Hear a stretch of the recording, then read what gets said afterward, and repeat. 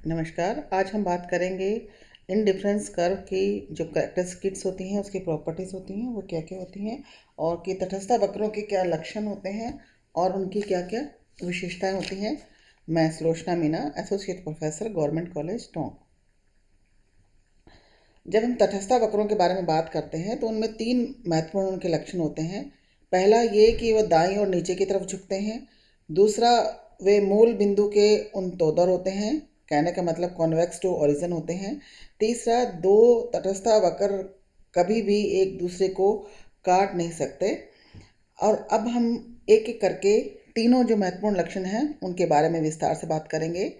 पहला है, ये दाईं और नीचे की तरफ झुकते हैं।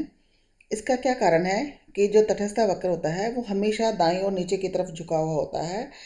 ऐसा इसलिए होता है कि यदि एक उपभोक्ता एक वस्तु की मात्रा कम हो जाती है तो उसे हानि की क्षतिपूर्ति करने के लिए उसे दूसरी वस्तु की अधिक मात्रा देनी पड़ती है।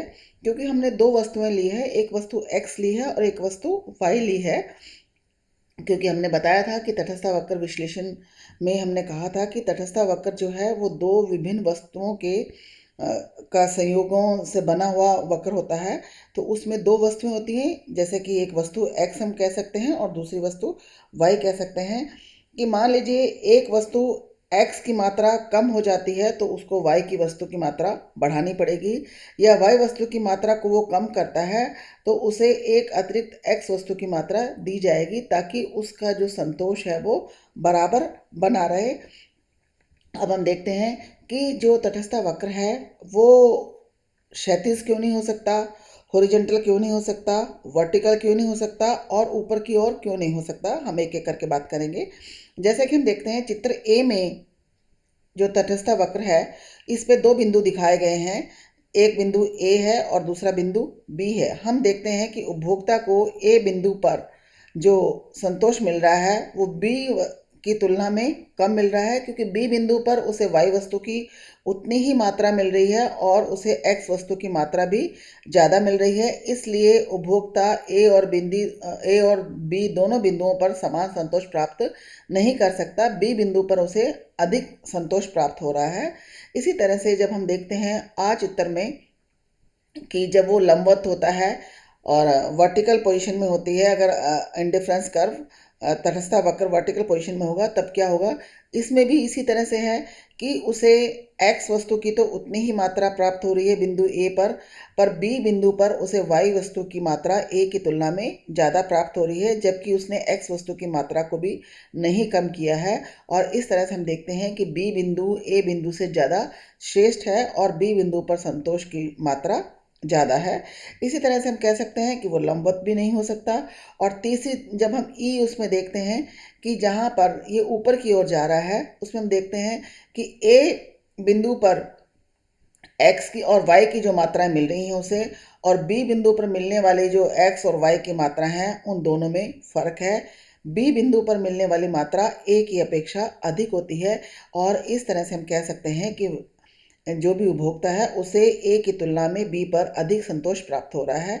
जबकि हमने शुरू में कहा था कि उदासीनता वक्र पर मिलने वाले हर बिंदु से उसे प्राप्त जो होता है संतोष वो समान होता है, वो हर बिंदु के प्रति उदासीन रहता है। परंतु हमने इसकी जो तीन पोजीशन देखी है, हॉरिजॉन्टल, वर्टिकल और अपवर्ड, इन तीनों में हम देखते हैं कि जो बी बिंदु है वो ए बिंदु से श्रेष्ठ है और बी बिंदु पर संतोष अधिक प्राप्त हो रहा है। इसलिए हम ये कह सकते हैं कि उदासीनता वक्र जो है वो इन तीनों में से उदासीनता वक्र की कोई भी पोजीशन नहीं हो सकती और वो इसी हमेशा दाईं और नीचे की तरफ झुके हुए ही होते हैं।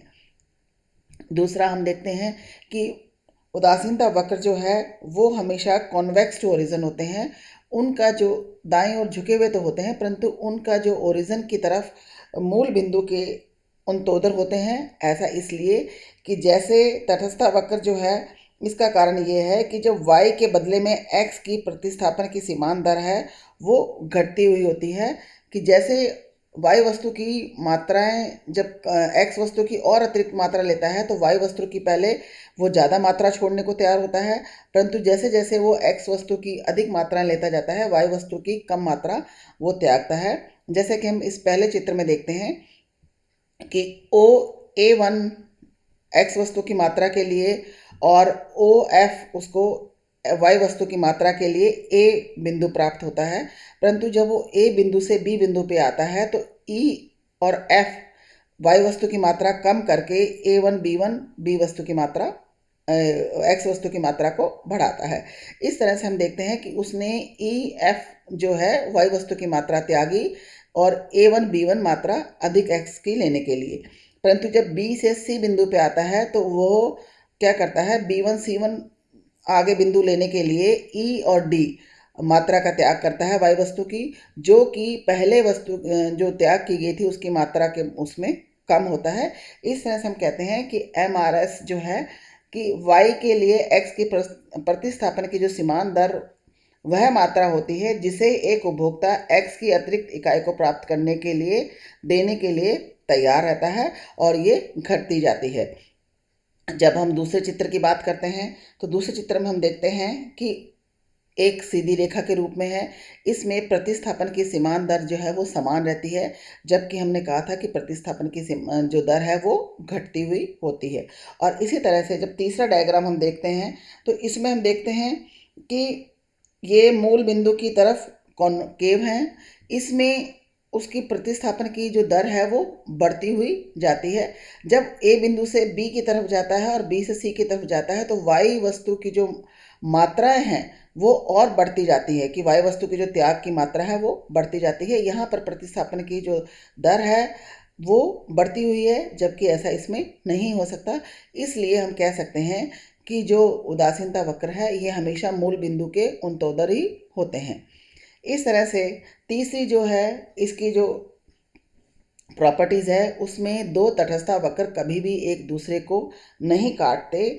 यह नज़दीक हो सकते हैं, आपस में समीप हो सकते हैं, परंतु कभी एक दूसरे को छूते नहीं हैं, काटते नहीं हैं। इसका मूल कारण ये है, हम देखते हैं कि तटस्थ वक्र 1 पर दो बिंदु हैं, एक B और दूसरा C। इसी तरह से तटस्थ बिंदु वक्र 2 पर जो हैं दो बिंदु हैं, एक A और एक C, जबकि जो A बिंदु है वो B बिंदु से श्रेष्ठ उसमें है, क्योंकि वो ऊपर वाले तटस्थ बिंदु पर है और उस पर मिलने वाला संतोष अधिक है। अगर हम ये देखें कि A बिंदु पर दो बिंदु हैं, B और C दोनों पे बराबर संतोष मिल रहा है, और इसी तरह से हम देखते हैं कि जो दूसरा तटस्थ वक्र है A और C दोनों पे बराबर संतोष मिल रहा है। C को अगर हम कॉमन मान लेते हैं तो इसका मतलब ये हुआ कि B और A दोनों बराबर हैं, जबकि ऐसा नहीं है। B बिंदु A बिंदु की अपेक्षा कम संतुष्टि प्रदान करने वाला है और A बिंदु पर उपभोक्ता को अधिक संतुष्टि प्राप्त हो रही है। इसलिए दो तटस्थ वक्र कभी भी एक दूसरे को कट नहीं करते। वो नज़दीक हो सकते हैं, बहुत समीप हो सकते हैं, परंतु कभी भी एक दूसरे को काटते नहीं हैं। इस तरह से हम देखते हैं कि जो तटस्थ वक्र है उसके जो तीन बिंदु हैं कि ये दाईं और नीचे की तरफ झुकते हैं, ये मूल बिंदु के उन्तोदर होते हैं, और दो तटस्थ वक्र कभी भी एक दूसरे को काट नहीं सकते। ये तटस्थ वक्र की जो है महत्वपूर्ण लक्षण होते हैं जो उसमें पाए जाते हैं। आज हमने तीनों के बारे में विस्तार से बात की। उम्मीद करती हूँ आपको समझ में आ गया होगा। धन्यवाद।